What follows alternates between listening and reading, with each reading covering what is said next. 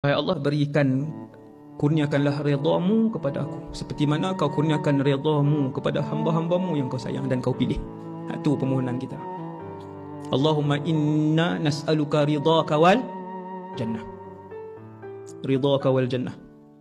Duduk dalam raudhah kah, duduk depan multazam kah, waktu hujan turun kah, waktu dalam sujud kah, Allahumma inni as'aluka ridhaka wal jannah. Allah redha, seluruh alam berada di bawah telapak kaki dia. Allah redha. Ujian, semua orang ada ujian. Semua orang ada ujian. Saya yang bercakap ada ujian. Rasulullah ada ujian. Terduduk Nabi, kadang-kala diuji oleh Allah. Terduduk Rasulullah balik daripada Taif dalam perjalanan. Lalu Nabi bermunajat dengan Allah, angkat tangan munajat. Duduk Nabi tidak membuatkan dia jadi gila, dan duduk Rasulullah tidak membuatkan Nabi berhenti daripada menjadi Rasul. Ni beza dengan kita. Kita terduduk, kita tak jawatan. Terduduk kita merajuk. Kamu jadi zikir lah.